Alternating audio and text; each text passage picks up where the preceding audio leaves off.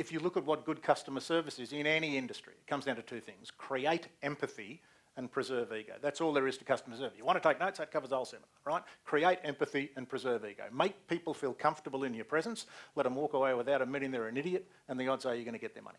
If you look at what poor customer service is, it's you got your ego crushed.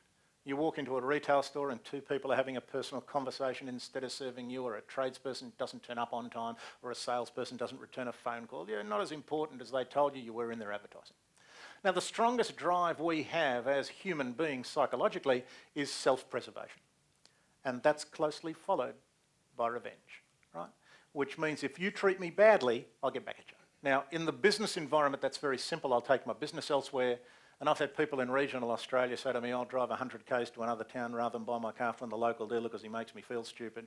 The lengths people will go to punish the people who treat them badly is a function of two things. One, how upset you are, and two, what is a substitute? Hence, it's a little easier to give crappy customer service in outback Northern Territory than it is on the coast where there's 100 competitors for what you do within a few square kilometres. Same principles apply.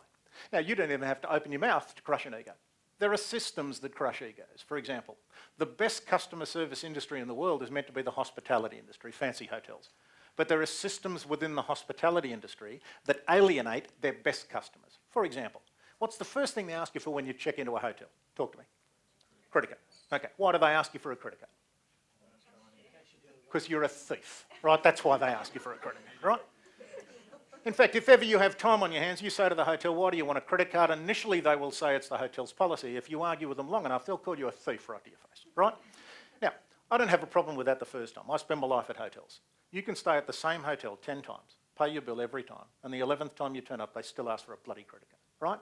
There is no excuse for that. Believe me, if you knock something off, they've got your credit card number on file. What they should say to you the second time you come back to a hotel, given you paid the first time, is welcome back to the hotel, sir and madam, here is your key. But they don't, because the system is more important than the customer. Now, there's another basic law of psychology that says people act the way you treat them. If you treat people like thieves, they act like thieves. Now, I don't know if you know the rules at hotels. It's very simple. If it's not nailed down, it's complimentary. That's the rule at every hotel. There is another rule that says if you can get it loose, it's not nailed down. Now, I have no trouble knocking off stuff from hotels. They treat me like a thief, I'll act like one. I don't think I have ever paid for tissues in my life. I haven't used a full-size soap since 1984. You know, I take the washers out of the bathroom to clean my golf balls and I throw them away. Oh, they treat me like a thief, I'll act like one. But if ever I go to a regional hotel or a bed and breakfast where they actually treat you like a human being, I'd never touch a thing. I was running a seminar in Ulverston, northwest Tasmania. A lady said she'd been running a bed and breakfast for 24 years. She said she never asked for credit card imprints because that's rude. She said she'd never had a bad debt in 24 years. People fundamentally act exactly the way you treat them. And these things can be turned around overnight. I turned 40 recently, 15 years ago, and had a dilemma that I could either have a party and make 100 people happy, or my wife and I can go to Hawaii and play golf and make me really happy, so that's what we did. So we went to this place called the Sheraton Princeville. Everybody who gets to this hotel is tired. You fly to Honolulu, you take another internal flight, you're driving a rental car halfway around an island. So we get to the hotel and the doorman comes up to the car and I said to him, can you tell me where reception is? And he said, sir, you don't want to go to reception. And I said, look, we don't want to go to reception, but we have to check into the hotel. He said, no, we don't work that way here.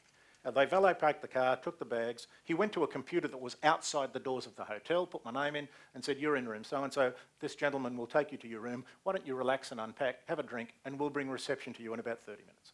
And that's exactly what happened. And the lady came in to check us into the hotel, and I said to her, look, I don't mean any disrespect, but this is a Sheraton hotel. I've stayed at a lot of Sheratons. This is the first hotel in the world where I haven't had to stand in a queue at reception when I'm tired. What makes this place different from any other?